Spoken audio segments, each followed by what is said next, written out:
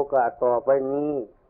ขอเชิญท่านตั้งใจฟังพระธรรมเทศนาของท่านหลวงพ่อชาสุภัทโทวัดป่าพงตำบลโนนโหนนอำเภอวรินทร์จังหวัดอุบลราชธานีซึ่งท่านแสดงเพื่อโปรดญาติโยมที่ธรรมสภาเมื่อวันที่ 25 กุมภาพันธ์ พ.ศ. 2516 ขอเชิญฟังครับขอพุทธบริษัททั้งหลายทั้งคฤหัสถ์ในวันประชิตซึ่งเป็นผู้ร่วมอยู่ในธรรมสภาอันนี้โดยประการในต่างอกต่างใจให้มีสติมีความรู้สึกเฉพาะในปัจจุบันตั้งแต่อดีตที่ล่วงแล้วมาก็อย่านึกมันไปอนาคตตั้งแต่มื้ออื่นมื้อนี่ก็อย่านึกมันไปถึงแม้ในวันนี้ก็ตามตั้งแต่เช้ามานี้ก็เอาไว้หันซะตั้งแต่นี้ไปหาค่ำก็อย่าก็คิดมันไปในเวลานี้ให้มีสติเฉพาะปัจจุบันเดี๋ยวนี้ว่าเราจะประกันฟังธรรมอย่าให้หาโอกาสสงบดีๆถ้าหากว่าจิตใจวุ่นวายบ่สงบระงับบ่ตั้งใจฟังบ่ตั้งใจพิจารณาบ่รู้จักธรรมะบ่จักหัวข้อธรรมะทั้งหลายมันก็คือการกับเทศเท่านี้มันบ่ได้อัดเกิดขึ้นไปซื่อๆมันบ่ได้อัดเสียงมันก็บ่เข้าไปเมื่อเสียงบ่เข้าไปมันก็บ่มีเสียงเมื่อเทปบ่มีเสียงเฮาสิฟังก็บ่ได้ใส่บ่เป็น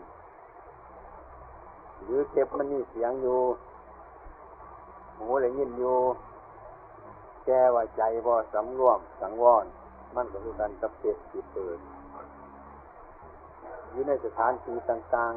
ๆมีเครื่องดนตรีบ้างมีเครื่องมหรสพต่างๆบ้างมีเครื่องโฆษณาต่างๆบ้างเนี่ยเมื่อเราไปเปิดเทปในที่นั้นมันก็วุ่นวายหลายเสียงหลายสำเนียงวุ่นวายเป็นปริโภทกังวลเสียงอันเราที่ต้องการก็ได้หายไปก็เป็นนั้นว่าบ่ได้เกิดประโยชน์มันบ่มีประโยชน์ฉันใดจิตใจเล่าก็ดีถ้ามันบ่สงบระงับมันก็บ่เกิดประโยชน์ความเป็นจริงธรรมะที่พระศาสดาท่านทรงสั่งสอนนั้นหลายอย่างหลายประการอยู่ถ้าหากเรามาเข้าใจก็เป็นของน้อยๆอย่างพระพุทธเจ้าพิจารณาร่างกายนี่มันนี่ยังไงให้พิจารณากายในกายถ้าเราพิจารณาเห็นกายในกายเห็นในร่างกายนี่ให้พิจารณากายในกายอาการของกายที่มันเกิดมามันเป็นอย่างไรเราหูจักหมดทุกสิ่งทุกอย่างมีผมมีขนมีเล็บมีเนื้อมีฟันมีหนังทุกสิ่งเสียงร่วมเลยว่ามันมีทุกอย่างแหละสิ่งทั้งหลายในร่างกายนี่เข้าหูจักมันเบิดว่ามันเป็นของอนิจจังทุกขังอนัตตามันก็เรียกว่าผู้เห็นกายในกายอยู่แล้วเมื่อเป็นผู้เห็นกายในกายแล้วเมื่อเราภาวนาก็บ่ต้องขยายเกสาโลมานาขาทันตาบ่ต้องขยายออกคือกันกับผลสมอยู่ในกระจาดเข้าได้นับไว้ครบจำนวนแล้วเอาตั้งไว้เราก็ยกกระจาดมันไปเลยบ่ต้องสิไปนับผลสมอีกเพราะเราได้นับแล้วผลสมบ่ต้องนับอีกมันครบจำนวนมันแล้วอย่างร่างกายนี่ก็คือกันที่เรารู้จักว่าเป็นอาการ32ทั้งอาการ32เนี่ยมันเป็นของบ่มั่นบ่เที่ยงอยู่แล้วเราก็บ่ต้องคิดขยายมันออกไปอีกมันเหนื่อยคือกันกับผลใหม่ในกระจาดนั่นน่ะเราก็บ่ต้องไปเทนับมันอีกเดี๋ยวเราก็แบกกระจาดมันไปเลยแต่ให้เป็นผู้มีสติสังวรสังรวมเท่านั้นเอง กลัวมันสิหกล้มเดี๋ยวประคองกระจาดขนสมนั่นไปเท่านั้นที่นี่เรามีก้อนสกุลหลังกายอยู่นี่คือกันเมื่อเรารู้กายในกายรู้ธรรมะในกายรู้กายหน้ารู้กายนอกคือรู้เรื่องของกายมันเป็นของบ่มันบ่เที่ยงเดียวนั่นเราก็บ่ต้องบรรยายมันดอกนั่งอยู่นี่ก็มีสติคุ้มครองอยู่เสมอว่ามันเป็นอย่างนั้นนี่ก็ภาวนาง่ายคืออย่างเราภาวนาพุทโธพุทโธเรารู้เรื่องของพุทโธแล้วก็บ่ต้องว่าพุทโธก็ได้พอจะตั้งใจมีความรู้สึกขึ้นมันก็เป็นดีของมันนี่ความรู้ตั้งอยู่รอบคอบนี่เรียกว่าการภาวนาการภาวนานี่บางคนเราเฮ็ดน้ำมูจนตายกับวงการภาวนาไอ้ภาวนานี่คือบางคนที่เขาจะมันทำยากมากมาวัดมีอยู่ใส่กระสังข้าพระเจ้านั่งบ่ไหลความอดทนบ่มีมันปวดแข้งปวดขาปวดเหนือปวดตัวจังซี่นะก็เลยเป็นเหตุเรื่อยเป็นเหตุว่าให้เขาวัดเขาว่าวัดโตนั่นนั่งบ่ได้ปฏิบัติบ่ได้ความเป็นจริงนั่นเรื่องสมาธินั่นมันเป็นการนั่งเรื่องสมาธินั่นมันเป็นการเดินมันเป็นการนอนมันเป็นการยืนอันนั้นมันยืนอันนั้นมันเดินอันนั้นมันลืมตาอันนี้มันรับตาเฉยๆเลยขั้นว่ารับตาแต่ที่เป็นสมาธิดุจมันบ่แม่นเช่นว่าคนเงานอนนี่หมดเลยสมาธิบ่นั่นคือก็นั่งเงานอนหัวปูหัวฝาบอยู่นั่งสมาธิมันบ่แม่นนั่งสมาธิแต่นั่งรับตากับสมาธิเนี่ยมันคนละอันสมาธินี่รับตาก็ได้ลืมตาก็ได้นั่งอยู่ก็ได้นอนอยู่ก็ได้เดินอยู่ก็ได้นี่สมาธิคือความตั้งใจมันเดี๋ยวก็มีความรอบคอบอยู่ในสติสังวรสังรวมระวัดระวังมีจิตดูจักความคิดชอบของตัวอยู่เสมอนั่นเบิ่งอารมณ์ภายในจิตที่มันเกิดขึ้นมาอย่างมันมีความโลภเกิดขึ้นมาวูบนึงนั่งอยู่มันมีความโลภหรือมันโกรธอีกคนวูบนึงหรือมันคิดถึงบ้านวูบนึงบางคนก็อ่อนใจเด้อข่อยบ่ไปนั่งแล้วนั่งบ่ได้คันนั่งมันขึ้นฮอดบ้านเนี่ยมันบาปวะมันบาปบ่ปานนั้นกับพระพุทธเจ้าบ่มีสิได้เป็นพระพุทธเจ้าหรอกเว้ยเพิ่นต้องขึ้นหาสิดูแก่เมียเพิ่นแล้ว5 ปีเพิ่นตัว6 ปีเพิ่นต้องไปได้บรรลุนี่ความคิดขึ้นวูบนึงจังซี่นะบางคนว่ามันบาปแล้วนะคล้ายๆว่ามันคิดขึ้นวูบนึงจะเฮาจะไปฆ่าคนซะว่าซั่นแล้วก็มีความรู้สึกวูบขึ้นที่หลังอีกฆ่าคนมันบ่ดีจังซี่มันก็เศร้ามันมีโทษบ่ไผว่าหรือมันอยากขโมยของเขาวูบขึ้นมาวูบนึงแล้วก็หยุดเดี๋ยวก็มีความรู้สึกเพิ่มขึ้นมาอีกวูบนึงว่ามันเป็นโทษแล้วก็หยุดมันสิเป็นบาปบ่คันมันเป็นอย่างนี้นี่บ่แม่นว่ามีความรู้สึกขึ้นมาแล้วบาปโลดรู้สึกขึ้นมาแล้วบาปโลดรู้สึกขึ้นมาบาปโลดมันสิพ้นบ่ว่ามื้อนี้นั่นมันรู้สึกขึ้นมาแปลว่าความรู้สึกเกิดขึ้นมาครั้งที่1บ่ทันเป็นอีหยังครั้งที่2ก็ไปทำน้ำมันไปพอกมันลงมือทำน้ำมันทั้งกายทั้งวาจาทั้งจิตนั่นแหละเป็นน่ะบาดนั่นมันโดยเกิดอวิชชาคุบเข้ามาถ้าหากว่ามันเกิดขึ้นมาวูบนึงมันอยากไปขโมยของเขาจังซี่มีแต่ความรู้สึกแล้วขณะที่2เกิดขึ้นมาวูบนึงการขโมยของเขานี่เป็นบาปบ่ดีจังซั่นนี่ปัญญาอะไรนี่มันเป็นวิชาเข้ามาเลยการกระทำจิตบ่สำเร็จนี่เรียกว่าการรู้เท่าเอาทันนี่เรียกว่าปัญญามันเกิดขึ้นมากระทบถ้าหากว่ามันอยากขโมยเขาวูบขึ้นมาหยุดวูบที่2ก็พอมันไปเลยนั่นแหละโมหะธรรมดำเนินงานมันเลยเดินคดีซ้ำคดีต่อไปเลยนั่นเป็นโทษนั่นจิตนี่ เรื่องของมันเป็นอย่างที่เรื่องของมันเพราะฉะนั้นลังคนเนี่ยคิดขึ้นมาระบาดโดดคิดขึ้นมาระบาดโดดคนบ่คิดมันจะมาที่นี่ปัญญาลังคนอยากไปนั่งอยู่ซื่อเรื่องนี้ก็เข้าใจผิดกันเลยทีนี้เรื่องทำสมาธิประกอบด้วยปัญญาความเป็นจริงนั่นพระพุทธเจ้าเฮาเพิ่นบ่ต้องการหลายปานนั้นสมาธิบ่ต้องการฌานบ่ต้องการสมาบัติบ่ต้องการหยังต่างๆหรอกท่านคิดให้มันเป็นเครื่องประกอบศีลก็ดีสมาธิก็ดีมันเป็นเครื่องประกอบคือกันกับเครื่องปรุงอาหารนั่นเครื่องปรุงอาหารสำหรับเอาไปโปรยหรือไปโรยจะอาหารไปผสมก็ให้อาหารมีรสขึ้นเท่านั้นเป็นเครื่องประกอบเท่านั้นโมเมนต์ว่าจะไปที่นี่เครื่องปรุงอย่างต่างๆอย่างสั่น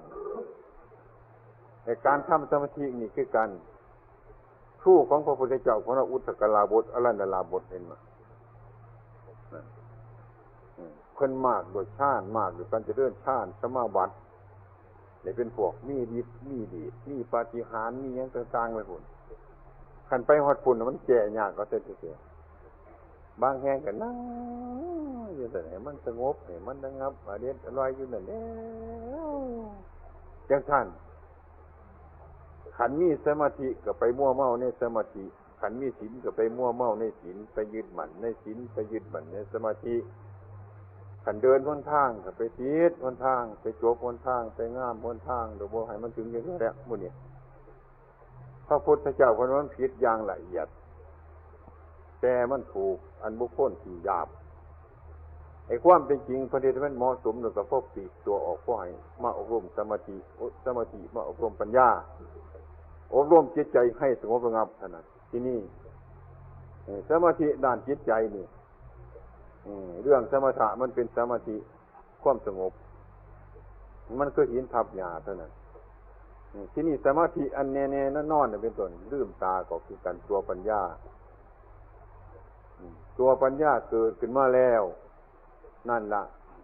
คุ้มครองไปหมดทุกสิ่งทุกอย่างเพราะจริงๆพระศาสดาท่านบ่ต้องการบอกพวกฌานพวกสมาบัติพวกหยังต่างๆนี่เพิ่นบ่ต้องการการคนไปเฮ็ดเนี่ยมันหลงมันลืมนั่นฉะนั้นไอ้ความจำเป็นเราก็บ่มุ่งในการนั่งมุ่งในการเดินบ่มุ่งในการยืนสมาธิบ่แม่นอยู่ในการรับตาลืมตาหรือยืนหรือเดินหรือนั่ง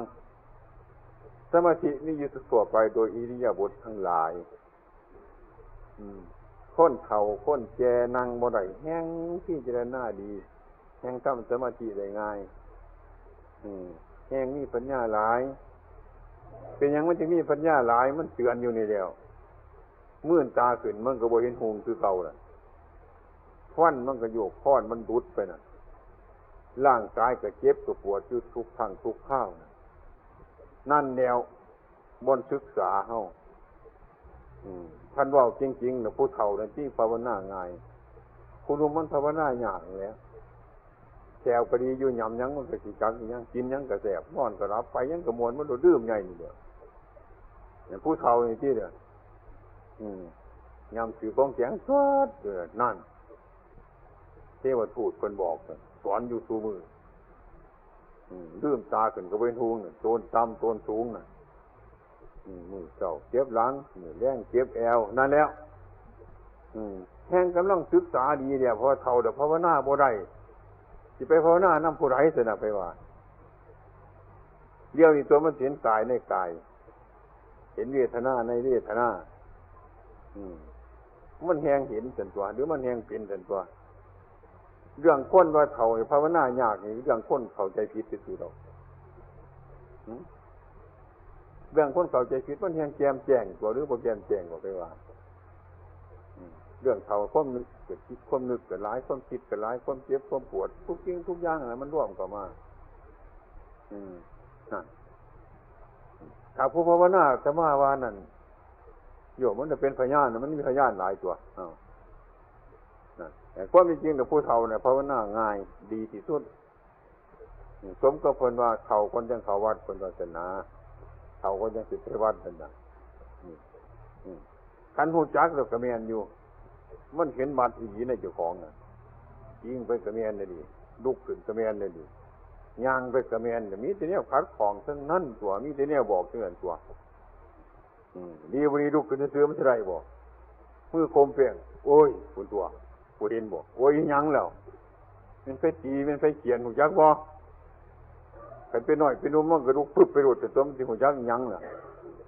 ขันผู้เฒ่ามาซาโดกันหนึ่งโอ้ยว่าจะบอกห้องโอ้ยอยู่ภาษาอังกฤษจะเป็นไฟเหตุผลใดก็บอกหูยักษ์บ่ขนาดจะมาจะมาพาหน้ายากไอ้เขาเฮ็ดจังไงอีกสินะลูกบ่ได้โอ้ยปานนั้นก็ยังสิบ่ดีอยู่เสียจังไดมันก็แม่นปานนั้นตัวไหนเทวทูตก็บอกจังซั่นมันแจ้งปานนั้นเลยมันชัดอยู่ปานนั้นสังขารร่างกายบอกตัวของบ่หมั่นบ่เที่ยงบ่แม่นเราบ่แม่นเขาบอกอยู่ทุกขณะเด้เราหังคิดไปอย่างอื่นซื่อๆบ่คิดไปว่ามันถูกมันเป็นนิสัยทิฏฐิมันคิดกายไปไอ้ความที่จริงผู้เฒ่ามันเกิดอนิจจังทุกขังอนัตตาเกิดความสลดสังเวชเพราะมีพยานอยู่ในกายอยู่ตลอดกาลตลอดเวลานั่นอาตมาว่านั่นมันดีมันดีฉะนั้นการปฏิบัตินั่นความรู้สึกนึกคิดอยู่ในใจว่ารู้จักความผิดรู้จักความสอบอยู่เสมอจังซี่ความรู้สึกจังซี่เดียวกับพุทโธโมจำเป็นว่าพุทโธ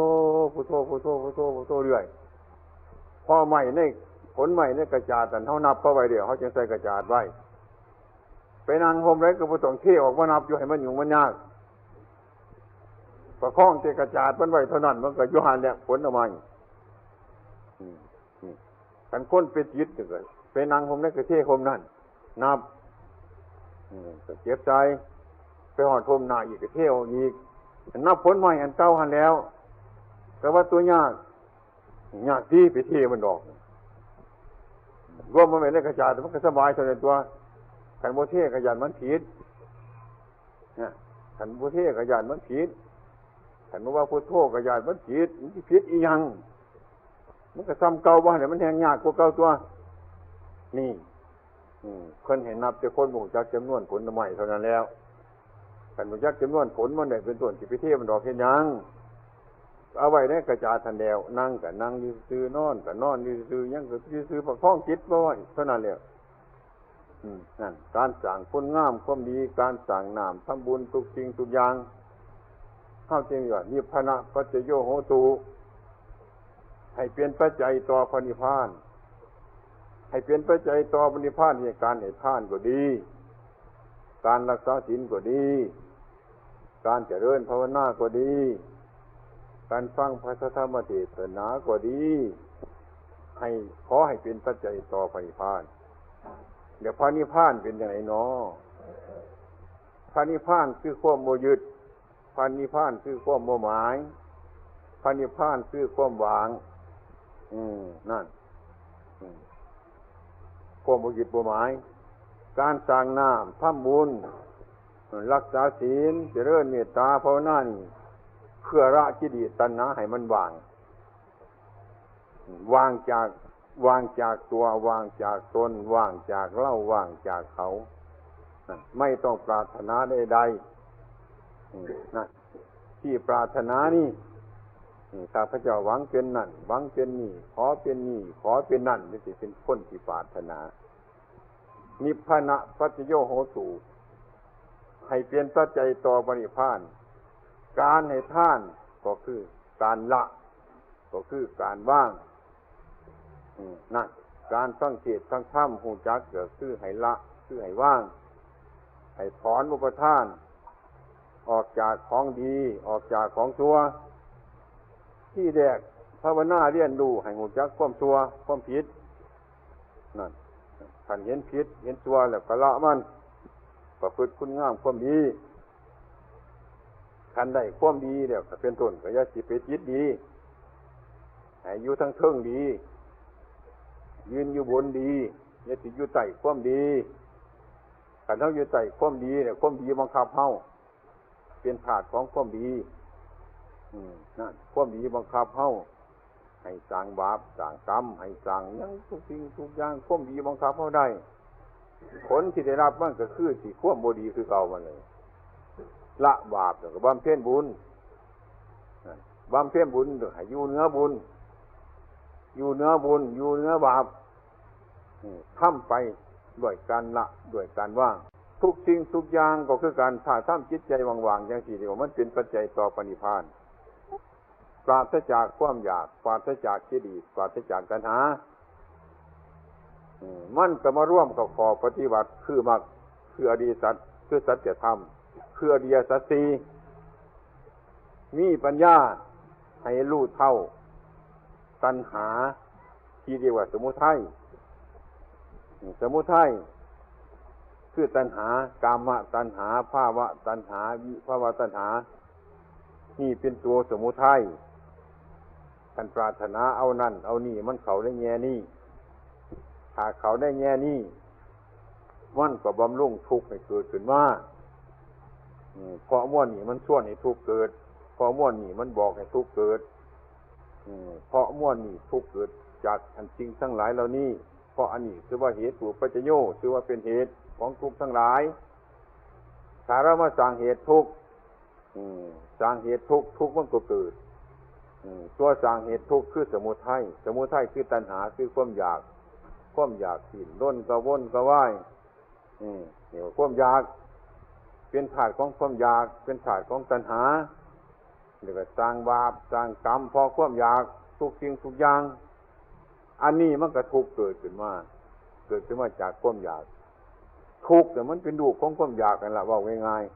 ๆทุกข์มันเป็นลูกของความอยากความอยากเนี่ยมันเป็นพ่อเป็นแม่ของทุกข์มันเป็นลูกของความอยากขันมันมีพ่อมีแม่แล้วมันก็เกิดทุกข์ขึ้นมาได้ขันมันเบิดพ่อเบิดแม่แล้วเป็นต้นทุกข์ก็เกิดขึ้นบ่ได้ลูกมันบ่มีนั่นมันเป็นเรื่องของอย่างที่ถ้าเราภาวนาจังสีมันสิร่วมเข้ามาบ่นี้ที่นี่ตัณหาอันใดที่มันเกิดความอยากขึ้นมานะอันมันเกิดความอยากขึ้นมาความอยากทั้งหลายนี่ฟังก็ยากอยู่เลยบางคนว่าสิอยากเขาอยากน้ำอยากนั่นอยากนี่อยากทุกสิ่งทุกอย่างมันก็เป็นตัณหาความเป็นจริงอันนี้ธรรมดามันมีอยู่ดอกนะธรรมดามันมีอยู่เอาใครๆว่าอยากเขาอย่างเสียกินเขาสักกับอาหารซะก็แล้วนั่นกินเขากับอาหารอยู่ก็แล้วธรรมดานี่เรียกว่าอยากจนในขอบเขตบ่มีโทษอยากอันนี้บ่แม่นกามคันแม่นกามมันเกินอยากไปอีกกินไปทั่วบ้านกินข้าวอิ่มแล้วก็กินแนวอันแนวผ้ามันยากผ้ามันลำบากนั่นแหละกินเหล้ากินเบียร์กินไปตัวถีบตัวแลนเจนสารพัดตั้งแต่สิกินอาตมาเคยเว้านักเกี่ยวเขาเคยเว้าให้ฟังเมืองยังเขาก็ว่ากินสมองดิ่งนะเอาดิ่งเป็นตัวโตไว้ตัวโตเป็นจ่อทั้งหัวมันเอายังสับเอาซ่อนเท่านี้ตักเอาสมองดิ่งดิบๆมากินนี่มันกินเป็นเพศเป็นผีม่วนมันบ่กินธรรมดาม่วนนี่มันกินเป็นตัณหามันกินอย่างสั้นเดี๋ยวก็หาว่าเลือดดิ่งบ่มีกำลังเดี๋ยวก็หาว่าเดือดทางบ่มีกำลังไปหายิ่งมันมาโตกมาจูบกินใส่เหล้าอย่างมันบ่แม่นธรรมดาอันนั้นมันเป็นกามเอาเหล้าก็ไปแน่เอาเบียร์ก็ไปแน่กินไปทุกสิ่งสารพัดนั่นน่ะมื้อนี้นั่นพวกกรรมกรเขาน่ะลูกหนูน้อยๆเกิดขึ้นมาแดงๆน่ะจับหางมันอ้าปากเอาป้อนกระโดดคืนมันมีกำลังว่าซั่นนี่มันบ่แม่นกินธรรมดาเนี่ยมันกินเพศกินผีมันกินเป็นกามกินฟืนกินไฟกินไปตัวถีบตัวแลนมีความอยากจังซี่เรียกว่าตัณหามันบ่พอดีการพูดก็ดีการกินก็ดีการแต่งเนื้อแต่งกายก็ดีการมันเกินการพอดีถ้ากินถ้านอนถ้านั่งเนี่ยเป็นต้นเป็นของพอดีแต่มันบ่เป็นโทษให้ฮู้จักเจ้าของจังซั่นอันนี้มันบ่เป็นตัวสมุทัยถ้าคนเรารู้จักประหยัดใช้ในสิ่งทั้งหลายเหล่านี้เดี๋ยวเฮาก็สิพากันสบายแล้วการภาวนาการประพฤติปฏิบัติการบุญการกุศลนี่มันก็บ่เป็นของยากเท่าใด ว่ามันของลำบากเท่าไรถ้าเราเข้าใจในสิ่งทั้งหลายเหล่านี้แล้วนะการบาปการบุญทั้งหลายเราเข้าใจว่าบาปคืออิหยังบุญคืออิหยังบุญก็คือคุณงามความดีหั่นแหละพูดก็ดีทำก็ดีคิดก็ดีมันบ่เบียดเบียนเจ้าของก็บ่เบียดเบียนในป่าน่ะสาวหันมันก็สบายทันนั้นตัวมันสิเป็นกามบ่หั่นมันก็สบายการพูดคือกันการทำคือกันการนึกคิดคือกันมันก็แม่นแล้วดิมันไปสิเป็นอย่างนึงนั่นบุญมันเป็นอย่างสี่เลยกุศลมันเป็นอย่างสี่นี่การให้ทานจังสี่คือกันการให้ทานเพื่อสละอย่างน้อว่าซั่นเพื่อสละอย่างการให้ทานเพื่อทำลายตนคือความเห็นแก่ตนนี่ล่ะการให้ทานนี่นั่นสละความเห็นแก่ตัวแก่ตนนี่มันเป็นทุกข์หลายแต่ได้เห็นแก่เจ้าของความเห็นแก่เจ้าของเห็นแก่ตัวนี่แม่นหยังก็อยากได้ดีกว่าเขาอยากได้หลายกว่าเขาพูดง่ายๆเป็นได้กินข้าวก็บ่อยากล้างถ้วยน้ำมูกเฝ้าออกไปอยู่ให้หมู่ล้างบัดสิเฮ็ดกินมาไก่หมู่เฮ็ดก็กินน้ำมูบัดสิล้างก็เฝ้านี้ให้หมู่ล้างนี่ล่ะพูดง่ายๆบ้านเฮาก็สิมีอยู่น้ำมูนี่คือเห็นแก่เจ้าของนี่เห็นแก่โตมันก็เลยลำบากผู้อื่นรักษาตัวบ่กุ้มเดี๋ยวบ่เห็นเจ้าของนี่เพิ่นว่าคนบ่สงสารเจ้าของคนบ่สงสารเจ้าของความเห็นแก่โตอันนี้เป็นความเห็นแก่โตเดี๋ยวคนบ่ฮักเจ้าของคนบ่สงเคราะห์เจ้าของ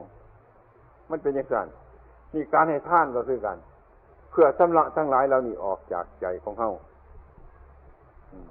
นี่เรียกว่าสร้างบุญในการให้เพื่อให้มีความเห็นกรุณาปราณีสัตว์ทั้งหลายทั้งปวงทุกส่วนหน้าถ้าบุคคลเล่าทั้งหลายบ่เห็นแก่ตัวอย่างเดียวคือกันกับองค์สมเด็จพระสัมมาสัมพุทธเจ้าของเราคือกันบ่เห็นแก่เจ้าของเพิ่นบ่เห็นแก่เจ้าของเห็นแก่ประชาชนทั้งหลายถ้าจิตใจมนุษย์เราทั้งหลายเกิดเป็นมรรคเป็นผลขึ้นมาในจิตในใจจังซี่มันก็ได้ไปได้ถ้าจิตผู้ใดฮู้จักบ่เห็นแก่ตัวแก่ตนการสร้างน้ำทำบุญการให้กินให้ทานการประพฤติปฏิบัติทุกสิ่งทุกอย่างบ่เห็นแก่เจ้าของแล้วมันก็รุดพ้นรุดเดียวนั่นล่ะมันเป็นวิมุตติเดียวนั่นน่ะรุดพ้นสิ่งทั้งหลายทั้งปวงรุดแล้วมันรุดพ้น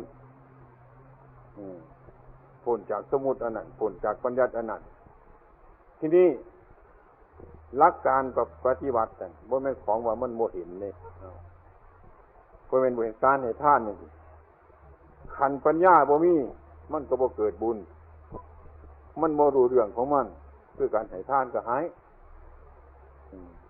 หาจะข่อยไปขโมยของเขาข่อยขโมยเนี่ย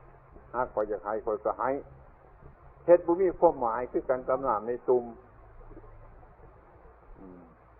ตักออกอีกขันนึงก็ตักมาใส่อีกขันนึงเดี๋ยวตักออกอีกขันนึงก็ตักมาใส่อีกขันนึงเห็นมันสิเวิดบ่ไผว่าเห็นมันสิเป็นนิพพานะปัจจโยโหตุบ่มันสิเป็นปัจจัยต่อปณิพพานบ่มีบ่แนวน้ำในโอ่งน่ะมันสิแห้งบ่ตักออกขันนึงก็ตักใส่ขันนึงเฮ็ดอยู่จังซี่ล่ะนี่เห็นมันสิเบิดบ่น้ำซุ่มนั่นไผว่าจังซี่แหละนี่วัฏฏะมันเป็นจังซี่เด้มันกลับไปกลับมากลับไปก็นี่เป็นตัววัฏฏะจังซี่ถ้าหากว่าพูดถึงการละความดีละบาปนั่นมีแต่ตักออกเลยน้อยๆก็สร้างมันตักออกมีแต่บ่เอาเข้ามาคอยตักออกไปขันน้อยก็สร้างมันคอยตักออกอันนี้มันสิมีเวลาแห้งได้เด้มีเวลาเบิดได้น้ำในตุ่มนั่นสิเบิดขันตักออกขันนึงตักเข้าขันนึงตักออกขันนึงตักเข้าขันนึงหาเบิ่งดูหาเบิ่งบนน้ำสิบกมีบอกให้ว่าขึ้นเบิ่งดูขึ้นได้อีดอกมื้อนี้ถ้ำมื้อนี้บ่แม่นถ้ำอยู่ไกลดอกถ้ำอยู่ในหม้อนี่ไปเฮ็ดเบิ่งอยู่บ้านนี่เด้อ มันสิมีเวลาเบิดประมูลอีกเฮ็ดเบิ่งซะมื้ออื่นก็เฮ็ดเบิ่งมันสิบ่บ่น้ำขันนั่นน้ำในตุ่มนั่นมันสิมีโอกาสแห้งบ่สัพพปาปัตตะอาการนังกุตระสูปะสัมปทาสาจิตตะประโยชน์สัพพนังการละบาปเบื้องแรกการละความชั่วการละความผิดต่างหากเล่าเมื่อมีการละก็บำเพ็ญขึ้นมาละมันออกไปละมันออกไปทีนี้น้อยก็สร้างมันละมันออกมีว่าละบาปเนี่ยละความชั่วเฮ็ดเป็นได้บุญเฮ็ดจังไดบุญมันอยู่บนไหนบุญมันก็คือปลาเนี่ยไปคือปลาอยู่ในน้ำการถ้าเอาน้ำออกมันก็เห็นตัวปลาของง่ายๆการตักออกคันหนึ่งกับตักเก่าคันหนึ่งกับบ่เห็นแล้วตัวปลากับบ่เห็นแล้วควบตัวใดๆถ้าบ่ตักออกเบิดถ้าบ่ละมันก็บ่เห็นตัวถูกบ่เห็นตัวบุญแล้วกลับไปกลับมาก็คือมันบ่เห็นความบกความแห้งน้ำในโอ่งนั่นแล้วตักเก่าก็ตักออกตักออกก็ตักเก่าก็ซ้ำเก่าเอาไปมาป่วยการซ้ำบ่มีความหมายซ้ำฟังเทศน์บ่มีความหมายให้ทานบ่มีความหมายฟังธรรมบ่มีความหมายเรื่อยเป็นผู้บ่ฮู้จักหลักพุทธศาสนาหังนี้ตั้งแต่เฮ็ดอยู่จังซั่นล่ะหังเฮ็ดบ่ถือเรื่องเฮ็ดบ่เข้าเรื่องมันบ่ถูกจุดมันนั่นฉะนั้นพระพุทธเจ้าของเราท่านสอนการประพฤติปฏิบัตินี่ท่านบ่หมายถึงนักบวชนักพจน์ท่านหมายถึงนักปฏิบัติถูกปฏิบัติดีปฏิบัติชอบสุปฏิปันโนเป็นผู้ปฏิบัติดีอุชุปฏิปันโนเป็นผู้ปฏิบัติตรงยายาปฏิปันโนเป็นผู้ปฏิบัติเพื่อเกิดมรรคผลนิพพานสามีจิปฏิปันโนเป็นผู้ปฏิบัติชอบจริงเป็นไปให้ได้จังซี่นั่นน่ะเป็นสงฆ์สาวกนั่นน่ะเป็นสาวกพุทธเจ้าไม่ออกอยู่ในบ้านก็เป็นสาวกได้ออกอยู่ในบ้านก็เป็นสาวกได้คือคุณธรรมอันนี้ให้สมบูรณ์บริบูรณ์แล้วก็เป็นสาวกเป็นสาวกของท่านได้ตรัสรู้ตามเป็นจริงได้นี่ฉะนั้นบรรดาพวกพุทธบริษัทเจ้าทั้งหลายเข้าใจบ่ค่อยถึงเข้าใจบ่ค่อยรู้จักนั่นอย่างฟังเทศน์คือกันเนี่ยบางคนก็ยังอ่อนอยู่หลายอย่างว่าฟังเทศน์ทำบุญทั้งหลายอาตมาว่าอย่าเอาบุญท่านไผเอาบุญให้ท่านเพื่อเอาบุญได้บาปเนี่ยฟังบ่จะออกได้นี่ก็ดีท่านไผว่าจะเอาบุญผู้นั้นเอาบาปได้บาปโลดท่านทำบุญเพื่อการละการปล่อยการว่างอันนั้นได้บุญท่านทำเพื่อสิเอาได้บาปนี่คนผู้สิเอาบุญคนผู้สิเอาได้ดอกง่วงแล้วบาดนี้นี่เข้าวัดฟังธรรมหลักพุทธศาสนาฟังธรรมนี่ยากฟังบ่ค่อยออกฟังบ่ค่อยออกเพราะการรักษาศีลของมนุษย์ทั้งหลายการสมาธิมนุษย์ทั้งหลายการให้ทานทั้งหลายเพื่อสิเอาคืนเพื่อสิเอาบุญเพื่อสิเอานะที่นี่ขันธ์หามันได้นะขันธ์หามันได้มันไผได้บาดนี้ก็เฮาสิได้บัดหามันสิเสียบาดนี้ของไผสิเสียอีกบาดนี้นะบ่แม่นของคนผู้มีอยู่หั่นบ่มันสิเสียถ้ามันสิเสียบาดนี้มันไผสิทุกข์บ่แม่นเจ้าของน่ะบ่สิทุกข์บาดนี้มันก็เกี่ยวบ่นี่คือเก่าบ่นั่นตัวที่นี่ถ้าเฮาทำใจว่างๆจะให้มันได้เบิดเทิงสวรรค์เทิงนิพพานเทิงมนุษย์สมบัติสวรรค์สมบัตินิพพานสมบัติได้เบิดการในท่านบ่ยึดบ่หมายว่างไปใจก็สบายสบายสบายนั่นน่ะมันได้ละหรือได้ว่างคือกันก็แบกไม้เป็นหนักยาวสมนักคันแบกอยู่เนี่ยมันบ่ได้ดอกว่าซั่นเพิ่นว่าบ่ได้อีหยังนั่นน่ะมันได้อยู่มันทางได้หนักแต่มันทางบ่ได้เบาเดี๋ยวเฮาสิต้องการเบาว่าจะสิแบกคันแบกไปแล้วมันบ่ได้เพิ่นว่าจังซี่ดอกเถียงแล้วเว้ยเฮาบ่เข้าใจกันคือเฮาต้องการความสุขต้องการความสบายต้องการความสงบต้องการความระงับคือเฮาต้องการความเบาเห็นแบกไม้ไปจังถิ่มซาบ่ได้คันแบกไปมันบ่ได้ดอกคันถิ่มมันจังสิได้ สองคนก็เถียงกันไปอยู่สั่นนี่ก็ดีผู้หนึ่งว่ามันได้หนักเนี่ยคันได้หนักแต่ผู้หนึ่งมันบ่ได้เบาคันทำบุญกุศลเพื่อปรารถนาเพิ่นว่ามันบ่ได้มันได้ภพมันได้ชาติมันบ่เป็นปัจจัยต่อพระนิพพานพระนิพพานมันการละการว่างอันนี้เขาสิไปเอาไปยึดไปหมั่นไปหมายมันบ่เป็นปัจจัยต่อพระนิพพานนั่นพระพุทธเจ้าคนนี้เพ่งนุ่งหันนั่นคือบุญนั่นคือกุศลเฮาสร้างคุณงามความดีใส่ยังกระจังเมื่อเฮาสร้างลงไปแล้วเป็นต้นการนั้นอาจสิว่าเฮามีพละอันหมดไปแล้ววางท่านเกิดสะกิเลสละตัณหาบ่แม่นท่านเกิดสร้างกิเลสสร้างตัณหาสร้างอุปทานเท่านี้มันไกลกันได้หลายมันไกลกันได้แต่มันสิไปไส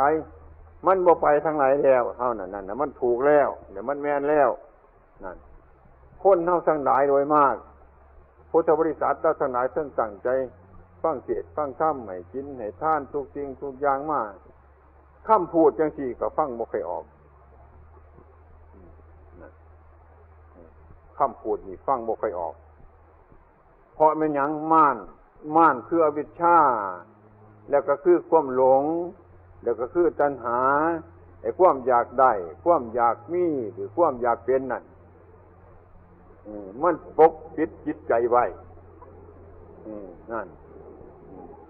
แล้วก็มันได้สบายชั่วคราวสบายชั่วคราวอีหยังคือมันเป็นจังซี่ย่างเฮาโกรธแต่คนผู้หนึง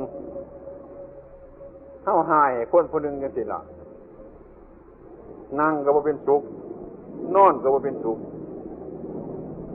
ยืนก็บ่เป็นสุขนะมันเกลียดให้เขามันอยากไปสู่รบกบขัดกับเขามันบ่เศร้าจังซี่มือนึงได้โอกาสได้ย่างเข้าไปหาบ้านมันด่าซะคักๆให้มันเต็มใจบ้านจุดช่วงบ่กิเลสบ่ไปว่าเนี่ยฮะหลุดช่วงบาดนี่ช่วงว่าแต่ได้ว่าน้ำใจเฮาหลุดช่วงบาดนี่สบายเบิดกิเลสบ่ไปว่าจังซี่แล้วความสบายในกิเลสตัณหาก็มีอยู่มันสบายจังซี่ล่ะสบายกว่าเก็บไว้อีกบัดถ้าหนามามันคือเป็นปุ่มใหญ่กว่าเก่าอีกก็ไปใส่มันอีกซะมันก็เลยช่วงไปซะกิเลสอันนี้มันเบิดบ่นี่คือกันกับคนมีลูกตายเมียตายมีของหายต่างๆไปกินเหล้าแก้กุ้มไปดูหนังแก้กุ้มจังซั่นเด้มันก็แก้กุ้มมีดีบัดไปกินเหล้าเลยบ่แม่นมันแก้กุ้มหรอกคือมันกุ้มหลายกว่าเก่ามันได้ลืมอันเก่านั่นจ้ะก็ได้ว่ามันแก้กุ้มหมายความว่าจังซั่นคือกันก็เฮามีแผลที่เท้าของเฮาสิย่างไปโดยธรรมดาก็โอ้ยมีแต่หญ้ามันสิแทงไม้มันสิแทงเจ็บหลายปวดหลายเดินเข้าไปน้ำปลาน้ำทางคนได้เห็นเสือขโมยมาสิแล่นโดดบาดนี่กินสิเจ็บอยู่หรือบ่เจ็บเป็นหยังความกลัวของเสือน่ะมันแห้งหลายแดน3โคกมันก็ดื่มตีนไปมันเจ็บมันจะเกาหายเบิดนี่เดี๋ยวว่ามันแก่เจ็บคือมันย่านหลายกว่าเก่านั่นตีนมีแผลจนเป็นเรื่องเล็กเรื่องทะเลาะกับบ้านกับเมืองมันเป็นเรื่องใหญ่แต่ก่อนน่ะคันเอาเหล่ามาใส่กับมันหลงใหญ่กว่านั้นเรื่องเก่านี่เลยลืมด้วยเข้าใจว่ามันแก่กุ่มจังสิได้ที่นี่มันหายมาบ่ได้เป็นเรื่องเก่าโผล่ขึ้นมาอีกแน่มันแก่บ่ได้ก็ได้แก่กุ่มอีกก็เลยเป็นโรคตับแข็งซะจนได้แก่ได้แก่ไปแก่มาตายเป็นจังซั่นมันแก่กุ่มนี่ล่ะมันก็มีวันสบายคือกันต่อไปมันสบายของคนโง่มันหมดความทุกข์ของคนโง่มันเป็นจังซั่นเดี๋ยวเป็นคนที่บ่มีปัญญาลักษณะพวกนี้มันสับสนอยู่ในอาการจิตของเฮามันสบายนี่กันให้ปล่อยตามใจของเฮาเดี๋ยวเฮาก็สบายอันที่สบายน่ะคือเก็บความบ่สบายไว้เสมอทีเดียวเมื่อไรมันระเบิดขึ้นมามันก็สิเจ็บหายกว่าเก่าปวดหายกว่าเก่านั่นคือกันกับแผลของเฮา เฮารักษามันแสดงเป็นต้นปากแผลมันก็ดีเนี่ยแต่ทางในมันยังอยู่จังซี่มันก็บ่มีวันสิสบายมองดูเพิ่นๆก็ยังแผลมันหายคันมันอักเสบขึ้นมาก็ไปพาอีกแน่นถ้าทางในมันบ่ดีได้เป็นต้นมันก็ไปพาบ่เท่าจะเทื่อหาได้ไปนั่นถ้ามันยิบจองติดกันแต่ทางนอกทางในมันก็เป็นคือเก่ามาหั่นแหละอันนี้เรื่องโลกก็เป็นจังซี่ฉะนั้นมันจึงเป็นเรื่องของบ่แล้วขอบัญญัติของโลกในกลุ่มชนหมู่หนึ่งในหมู่หนึ่งเป็นต้นมันจังได้แก้กันเรื่อยตั้งอันนี้ขึ้นมาตั้งกฎอันนี้ขึ้นก็ตั้งขึ้นพร้อมกันตั้งขึ้นน้อยก็พักกันแก้เลิกตั้งอันนั้นขึ้นเพราะมันแม่นเนี่ยพร้อมกันเพ่อีกแก้ตั้งไว้จังซั่นนี่เรียกว่ามันบ่ดีมันจะทางในมันดีแต่ปากแผลของมันอักเสบพาเรื่อยนี่เป็นต้นเป็นเรื่องบ่ดีมาทางในคนดีอยู่แต่ปากคือกันดีอยู่แต่ตาคือกันดีอยู่แต่หูคือกันบ่ดีถึงใจมันก็ดีไปจังซั่นแล้วคันขึ้นรถไฟมาพอกันโอ้ยครับผมขึ้นหอดคุณเกินมาสิพยายามอยู่ตัวคนว่าเลี้ยวเท่านั้นน่ะมันบ่ได้แม่นดอกมันเว้าเอาซื่อๆหั่นบ่เอาบ่เห็นกันหันอันนี้มันดีแต่นอกมันบ่ดีทางในเว้าซื่อๆดอกมันพอได้สูบยาน้ำเขาหั่นจักหน่อยพอได้กินกาแฟเดี๋ยวตัวนี้ดอกไปพอผู้นาก็ว่าคือกันอีกโอ้ยคุณผมขึ้นหอดอยู่ว่าสิไปเยี่ยมอยู่หั่นไหนก็บ่ทันได้ไปเห็นเนี่ยก็ดีแต่สิแม่นขึ้นหอดกันหลายคนว่าเรารอสูบยาซ่องรอกินกาแฟเท่านั้นก็แล้วดอกอันนี้คนดีทางนอกบ่อึดเนี่ยนี่จังซั่นน่ะมันทางดีจังซั่นอันนี้เรียกว่ามันดีทางนอกมันบ่ดีถึงทางในมันเป็นเรื่องของจังซี่พระบรมศาสดาของเราท่านบัญญัติธรรมบัญญัติวินัยรอบแล้วพอก็บ่มีอื่นจะไปกว่านี้ไผสิแก้บ่ได้มันสุดหั่นวินัยของเพิ่นธรรมะของเพิ่นเป็นต้นก็บ่ได้แก้อีกเจ้าคันเฮ็ดบ่ไว้แล้วเอาเข้าอีกก็บ่ได้สิเพิ่มอีกก็บ่ได้สิแก้เอาอีกก็บ่ได้สิถอนก็บ่ได้เพราะของนั้นเป็นธรรมชาติที่คนเพิ่มบ่ได้เป็นธรรมชาติที่คนเอาออกบ่ได้คือธรรมชาตินั้นมันพอดีแล้วมันแม่นแล้วมันตรงแล้วฉะนั้นบรรดาพุทธบริษัทเราทั้งหลายมาฟังพระธรรมเทศนามาศึกษาในธรรมะเพื่อให้รู้ข้อเท็จจริงอย่างนี้ถ้ารู้ข้อเท็จจริงแล้วอย่างนี้ใจเฮาสิถึงธรรมะธรรมะสิถึงใจก็ถึงธรรมะเมื่อผู้ใดใจถึงธรรมะนี่เป็นต้นเป็นใจสบายใจสงบใจระงับใจบ่มีทางแก้ไขบ่มีทางดีเที่ยงนั่นเมื่อความเจ็บความไข้เกิดขึ้นมาในคนร่างกายของเราเป็นต้นก็มีทางแก้มากมายแก้ไปตามธรรมดาบ่ตกอกบ่ตกใจบ่หวาดบ่สะดุ้งไหลมากก็บ่เพิดเพลินเสียไปก็บ่โศกเศร้าจนเกินควรว่าสิ่งทั้งหลายทั้งปวงเกิดขึ้นมาแล้วมันก็เสื่อมไปเป็นธรรมดาเนาะใจเฮามันนึกอยู่อย่างนี้มันคิดอยู่อย่างนี้แล้วก็มีกำลังต่อสู้ในโลกนี้ได้เดี๋ยวก็เป็นโลกกวิทูรู้แจ้งโลกภายในจิตของเจ้าของนี่เองมันเป็นอยู่อย่างนี้เมื่อหากว่าเป็นอย่างนี้นะสมุทัยบริสร้างขึ้นมาตัณหาบริเกิดเมื่อความรู้สึกอย่างนี้ก็เดียวอวิชชาเรียกว่าวิชชาคือความรู้ตามเป็นจริงเกิดขึ้นมาแล้วทำโลกนี่ให้สว่างทำสรรเสริญนี่ให้สว่างทำนินทานี่ให้สว่างทำลาภนี่ให้สว่างทำยศนี่ให้สว่างทำชาติชราพยาธินี่มรณะนี่ให้สว่างสวายขึ้นมาเพราะในดวงจิตดวงใจของผู้ประพฤติปฏิบัตินี่เองนั่นผู้ถึงธรรมะเนี่ยบ่มีทางที่แก้ไขอีหยังแก้ไปพอสมควรแก้ไปถึงที่ควรแก้ได้คือพระศาสดาท่านสอนนั่นแล้วสอนบุรุษผู้ที่ควรสอนได้เนี่ยผู้ที่ควรสอนบ่ได้เพิ่นก็ทิ่มไปเพิ่นบ่ทิ่มมันก็ทิ่มอยู่แล้วมันทิ่มมันอยู่แล้วเพิ่นก็จังทิ่มคันทิ่มคนสิขาดเมตตาบ่ถนัดเพิ่นว่าห้วยอบุมองนาวีกับว่าจะเกิดขาดเมตตาบ่ถนัดมันใส่บ่ได้ของใส่บ่ได้เพิ่นก็ทิ่ม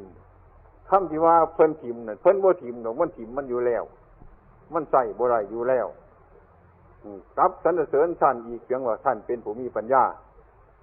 บ่เก็บสิ่งใดทั้งปวงมาปะปนกันให้มันยุ่งมันยากอีก ท่านนี่หูแก้วตาทิพย์จังซั่นท่านดูแจ้งตามเป็นจริงอย่างนั้น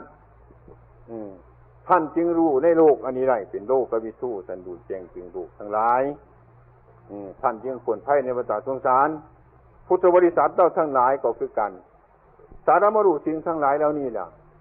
เราก็สบายที่นี่สิ่งทั้งหลายที่มันพาเราสุขหรือพาเราทุกข์เนี่ยมันอยู่ใส่ให้คิดมึงดูมีแต่สิ่งเล่าจิตสร้างมันขึ้นมาทั้งนั้นอันไหนที่เราสร้างมันขึ้นมาแล้วอันไรก็เรานึกว่าอันนั้นมันเป็นของเรานี่อันนั้นละมันจะให้โทษเราแล้วก็มันจะให้ประโยชน์เรามันจะให้โทษเรากับสิ่งเหล่านี้มันจะให้คุณเท่ากับสิ่งเหล่านี้ฉะนั้นพระศาสดาท่านสอนว่าให้ดูในการกระทำของเจ้าของดูในการสร้างของเจ้าของอันใดที่มีความรักมากที่มีความหึงมากมีความแพงมากมีความอะไรมากตัวนั้นละตัวจุดสำคัญมันจะได้โศกน้ำสิ่งทั้งหลายเหล่านั้นแหละมันจะได้ทุกข์น้ำมันหลายถ้าหากว่าเป็นจังซั่นอันใดเฮาฮักอันใดหลายเฮาแข้งอันใดได้หลายเฮาก็เบิ่งกะคักสิมันก็คักสิเพิ่นว่าฮักอันใดหลายอันนั้นน่ะมันจะให้โทษสร้างอันใดหลายอันนั้นมันจะให้โทษเพิ่นว่าให้เบิ่งกะคักบ่รู้นำไปเบิ่งที่นี่อันใดเฮาฮักหลายอันใดเฮาแพงหลายก็พิจารณาถอยมาที่ไกลๆแดอย่าเข้าใกล้ได้มันสิกัดยินบ่อย่าเข้าไปรูปไปค้ำไกลได้มันสิกัดมันสิเตะถอยไกลๆเอาหญ้าให้กินก็เอาให้กินไกลๆนะวังหามันเตะมากก็ให้มันถือแนวอื่นให้มันถือเข้าหามันกัดมากให้มันคาดกรงบ่ไว้เอากรงเลี้ยงขังมันไว้อย่าเข้าไปใกล้มันสิกัดเลี้ยงก็เลี้ยงไว้ได้อย่าให้มันกัดเท่านี่ความหักลูกหักหลานหักสิ่งหักของหักเงินหักทองม้วนนี่แหละมันสิกัดใจบ่เอาหญ้าให้กินอย่าไปไก่มันหลายเด้อเอาห้ามให้กินอย่าไปไก่มันหลายมันสิกัดให้กินเพราะมันกินได้อย่าให้มันกัดถึงเฮาโดดว่าให้มันฆ่าหัวหันฆ่ากงเด็กหันอย่าให้มันถึงม่านดันเลยคือธรรมะม่านดันเลยคืออนิจจังทุกขังอนัตตานี่เลี้ยงมันให้หูจักว่ามันผิดมันเป็นอย่างไรให้เฮาระวังสังวรสังร่วมระวังมีสติระมัดระวังนี่ครูบาอาจารย์เฒ่าทองนัดเพิ่นบ่เทศน์คือเฮาไประวังดีๆเพิ่นว่าระวังดีๆนั่นให้ระวังดีๆเพิ่นว่าระวังบ่ดีเสียที่แท้ๆเพิ่นว่ารถมันก็แม่นเอาโดดแม่นแม่นเพิ่นบ่เว้ามันก็แม่นอยู่ความระวังบ่ดีเสียที่มันดีๆเลยนั่นให้พากันเข้าใจไม่ออกบ่แม่นของผู้อื่นดอกบ่แม่นพวกอยู่ฝากของน้องหานดอกมันสิมาหักมาสร้างเฮามันสิมาเป็นบาปเป็นกรรมเฮาของเฮาหั่นน่ะเฮือนเฮาหั่นเดียวบ้านเฮาหั่นเดียวสมบัติเฮาหั่นเดียวลูกเฮาหั่นเดียวหลานเฮาหั่นเดียวครอบครัวเฮาหั่นเดียวหรือทุกข์น้ำไฟเสมอนี่ยากน้ำไฟหักน้ำไฟดีน้ำไฟนั่นให้มันคุ้มเจ้าของรักษาให้มันคุ้มคันนี้แล้วเด้อให้มันอย่าเข้าไปใกล้มันสิกัดบ่กัดมันก็เตะละกันไปใกล้มันนี่ระวังของมันกัดเป็นเตะเป็นนี่คันแม่นสัตว์จังสี่ชนิดเดียวกันมันเตะเป็นสู่โตกัดเป็นสู่โตส้นเป็นสู่โตได้อย่าสิว่าตัวนี้บ่เป็นหยังดอกอย่าไปเว้าเลยเตะก็เป็นกัดก็เป็นส้นก็เป็นเบิ่นสัตว์อย่างพวกนี้สมบัตินี่พระสถานนี่ลาภนี่ยศนี่ลูกนี่หลานนี่เป็นเบิดส้นก็เป็นเตะก็เป็นกัดก็เป็นวัตถุโตให้พากันระวังพอไว้นี่คันเราเห็นไปเจอไกลๆก็สบายอยู่ได้นะสบายอยู่ระวังไว้สังรวมไว้ระวังไว้สังรวมไว้มันสิกลับไปยึดไปหมายได้ก็หามันไว้ดีมันสิปฏิเสธได้ก็หามันไว้ให้พอกันเซิงกลางๆนี่พอไปมาๆนี่เป็นตัวการมาสุขานิการนิโยโคเอาไว้ข้างนึงอัตตกิเลสายนิโคเอาไว้ข้างนึงฮักเอาไว้ข้างนึงสั่งเอาไว้ข้างนึงทุกข์เอาไว้ข้างนึงสุขเอาไว้ข้างนึงเท่ากับไปทางกลางนี่แหละบุญนี่จะโจซ่ามันปล่อยไปทั้งที่นั่น คือกันกับสกุลร่างกายของเรานี้เมื่อย่อเข้ามาดินแน่น้ำแน่ไฟแน่ลมแน่แต่คนอยู่ใส่คนบ่มีมาเอาของ3-4อย่างมาร่วมกันเข้าซื้อว่าคนซื้อดอกของปลอมว่าเป็นของจริงจริงโดยสมมุติมันเป็นของปลอมบัดหาหันเป็นมาบัดหามันเป็นมาแต่ก็เป็นคือเก่ามันก็มาทั้งเก่าก็ขึ้นทั้งเก่ามาหันแล้วเฮาเป็นผู้มาอยู่น้ำนี่เฮาก็ให้เขาขึ้นม้วนดินก็ส่งไปหาดินม้วนน้ำก็ส่งให้มันเป็นน้ำม้วนลมก็ส่งให้มันเป็นลมม้วนไฟก็ส่งให้มันเป็นไฟอย่างนั้นตัวหรือสิเรียนน้ำเอาอีหยังหมู่นี่มันทั้งเป็นอย่างนั้นเฮามาอาศัยอยู่จังซี่เฮาก็อยู่จังซี่ถึงข้าวที่ไปเขาก็ไปไก่เขาไปถึงข้าวเขามาไก่เขามาสภาวะทั้งหลายเกิดเดี๋ยวก็รับอยู่จังซี่เองอันนี้หูจักว่าสิ่งทั้งหลายนี่มันไหลอยู่เลื่อนอยู่ไหลอยู่เกิดอยู่รับอยู่เสมอทุกการทุกเวลา อันนี้แหละการในท่านก็ดีการฟังธรรมก็ดีการรักษาศีลก็ดีการเจริญภาวนาให้เกิดปัญญาเกิดปัญญาเพื่อความหลุดพ้นจากสิ่งทั้งหลายเหล่านี้นั่น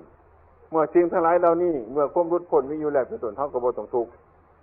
มีลูกก็บ่ต้องทุกข์มีหลานก็บ่ต้องทุกข์ทำงานก็บ่ต้องทุกข์มีบ้านก็บ่ต้องทุกข์เอ้ามันบ่ต้องทุกข์คือกันกับน้ำกับใบบัวข่อยสิเกิดอยู่น้ำน้ำข่อยก็บ่ต้องทุกข์น้ำน้ำนั่นข่อยก็เข้าเจ้าบ่ได้เจ้าก็เข้าข่อยบ่ได้ข่อยก็อยู่น้ำน้ำอยู่จังซั่น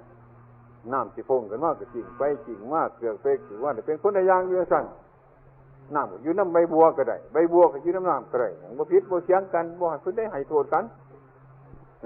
มันเป็นจังซั่นดีบ่ดีน้ำก็เป็นต้นก็ยิ่งรอเลี้ยงต้นบัวล่ำบัวให้งามให้เจริญก็ดีได้ด้วยนี่ก็ฉันใดคือกันสมบัติก็ดีพระสถานก็ดีลูกเก่าเราล้านก็ดีกิเลสทั้งหลายก็ดีมันบ่เป็นกิเลสก่อนมันเป็นคนซอยสร้างบารมีเฮาอีกนั่นคือกันกับต้นไผ่เนี่ยคุยไผ่หูจักคุยไผ่บ่กอไผ่บ้านเฮานั่นใบมันแน่กาบมันแน่บักขีมันแน่อิหยังมันแน่ละมันเกิดในกอไผ่กับคูอยู่ในหน่อไผ่หันแล้วนั่นคูลงในหันแล้วฝนตกมามันก็เน่าเป็นปุ๋ยซุ่มอยู่แต่ตัวในหน่อไม้มันเกิดขึ้นมากอไผ่ก็อาศัยปุ๋ยอาศัยขุยนั่นละให้ต้นมันงามให้มันเจริญขึ้นมาพอขุยมันนี่จะได้นอก็หลายต้นก็ใหญ่ล่ำก็ใหญ่ขายก็มีราคานั่นแล้วบ่มีแนวเดียวเลยบาดนี้บัดหาย่ำเดินหาบัดหาไฟป่ามันมาระวังเด้อบาดนี้เด้อมันสิมาใหม่ขุยไผ่ได้บาดนี้ขุยไผ่มันสิเป็นไฟมันสิใหม่เงาไผ่ได้บาดนี้เด้อแน่นี่ได้กินหน่อไม้ยังสิฟ้องเจ้าเพิ่นหลายนี่แจงสิจะนั่งแต่มันแสบจังซั่นได้บัดหาไฟป่ามามันสิมาใหม่ขุยไผ่ใหม่ขุยไผ่มันสิใหม่กอไผ่มันสิใหม่ต้นไผ่กอไผ่มันสิตายเข้าใจบ่ลูกก็ดีหลานก็ดีเมียก็ดีสมบัติก็ดีพัฒฐานก็ดีนั่นแหละมันก็เจริญงอกงามความหักความแพงความอยู่เย็นเป็นสุขก็สบายจะตายแล้วบรรดาไผ่มันบ่มาบรรดาไผ่มันมาบรรดาไฟมันใหม่บาดนี้มันสิกระมวลนั่นแล้วลูกคนนั้นหลานคนนี้พี่คนนั้นน้องคนนี้แล้วบานสิควรสิควรในตระกูลนั่นสิเป็นทุกข์ก็เพราะตระกูลในตระกูลนั่นแล้วตระกูลนั่นสิทุกข์ก็เพราะคนในตระกูลนั่นแล้วก็ซึ่งก็ขุยไผ่นั่นแหละไปค่อยสิใหม่ก็ไผ่ก็เพราะขุยมันนั่นแหละพอไฟมันสิงามกับพอมันเลยเป็นเรื่องมันจริงๆมันงามเดี๋ยวก็บ่งามเดี๋ยวก็งามนั่นจะเดินเดี๋ยวก็เสื่อมเดี๋ยวก็จะเดินขันเท่าลู่เท่าต่อความเสื่อมลู่เท่าต่อความจะเดินเนี่ยมันสิจะเดินไปมันก็จะเดินไปมันก็หมดมันสิเสื่อมไปมันก็สุดได้จะเดินขึ้นมันก็สุดได้มันก็เป็นซ้ำเก่ามาหั่นแหละคือกันก็ไฟใหม่เมืองอุบลห่อเนี่ยให้ว่าสั่นเป็นบดน้ำตาปัญหามันใหม่เนี่ยว่าถนนคือออกกว้างกว่าเก่าเท็ดขึ้นหลายสั่นกว่าเก่าหัวมวนกว่าเก่าเดียวนี่หัวแห้งกว่าเก่าสามมวนหลายกว่าเก่าน่ะเป็นยังบุ้มไม่จะเป็นยังสั่นมันก็เป็นยังสิกะใหม่ยังสี่มันก็จะเลื่อนยังสี่นั่นมันเสื่อมยังสั่นมันจะเลื่อนยังสี่มันก็มีตั้งสุดของมันยังสั่นอันนี้แหละเป็นว่าให้พิจารณาเอาไว้เมื่อมีชีวิตอยู่การนึกถึงความตายเอาไว้อย่าสิว่ามันยืนอย่าสิว่ามันนานถ้าเราจน ก็อย่าสินึกเบียดเบียนผู้อื่นอย่านึกอภัพอับจนขยันในการงานของเจ้าของสร้างขึ้นทำขึ้นกันดำกันด้วยก็อย่าสิหลงว่ามันดำมันด้วยมีความสุขสบายมันบ่ยากเศรษฐีเป็นคนจนมือหนึ่งสองมือก็ได้คนจนเป็นเศรษฐีก็เป็นมันเนื่องจากของมันบ่มันเนื่องจากของมันบ่เที่ยงมันเป็นอยู่อย่างที่ฉะนั้นพระบรมศาสดาพุ่นน่ะอัปปมาโทมัจจิโนปะทังคนประมาทก็เหมือนคนตายอย่าพากันประมาทสัตว์ทั้งหลายสังขารทั้งหลายเป็นของบ่มันบ่เที่ยงจะไปยึดมั่นถือมันเลยทั้งดีใจก็ตามทั้งเสียใจก็ตามทั้งเจริญก็ตามทั้งเสื่อมก็ตามผลที่สุดเดี๋ยวมันก็เป็นอยู่จังซั่นเองบ่ได้ไปทางใดให้พากันเข้าใจจังซั่นทีนี้อยู่ในโลกถ้าเราพิจารณาจังซี่เดี๋ยวผลภัยทางในโลกมันก็มีอยู่ในโลกคือกันกับแมงคิดโปมนั่นแมงคิดโปมมันขวดดินขวดตรงเดือกขี้ฝอยมันก็ใหญ่ขึ้นใหญ่ก็ใหญ่ขี้ดินดอกมันก็ใหญ่อยู่ขี้ดินนั่นแล้วขวดตรงไปหลายกับขี้ฝอยก็แห้งหลายกับหัวมันก็แห้งเลิกเลิกก็เลิกอยู่ในขี้ดินนี่หรอกบ่เลิกขึ้นทั้งฟ้าทั้งหมอกหรอกขี้ฝอยมันใหญ่ก็ใหญ่กับขี้ดินดอกมันเป็นกล้วยฝ่ากล้วยเดือนนี่ยังหรอกเป็นอย่างนั้นของที่ดินสมบัตินี่คือการฉันใดแม่งขี้โปมมันก็แสดงสีมือมันซื่อๆหรอกตัวใดมันขยันตัวใดมันเพี้ยนมันก็หู้มันก็เลิกหวยมันก็ใหญ่แสดงบุญวาสนาบารมีของคนเกิดมาในโลกบุญวาสนาบารมีหลายก็มีปัญญาหาก็หาไว้ได้หลายหาไว้หลายก็อยู่ในโลกนี่ละของโลกคือหวยมันขี้โปมมันแล้วหัวมันก็เลือกอยู่ดินนี่หวยก็ใหญ่อยู่ดินนี่หลายก็หลายอยู่ในโลกนี่สมบัติของโลกนี่ละให้เข้าใจจังซี่ให้ว่างไว้จังซี่ให้มันได้มีหน่อยก็เป็นของหน่อยเด้มีหน่อยก็ของโลกอยู่มีหลายก็ของโลกตัวให้ภาวนาดูๆมุ่นอย่าสิพากันประมาทคนพิจารณาทางนั้นทางนี้อยู่เสมอนั่นแหละให้เห็นไปสองทางอย่าสิดึงไปข้างเดียวโดดขันความดีใจมีขึ้นมาสายมาคั่วบางทางนี้อีกมันสิเสียอยู่ตัวนี้นั่นนั่นแต่มันสุกทางนั้นก็จะเสียเอาข้างเดียวจ้าเอามาข้ามทางนี้ก็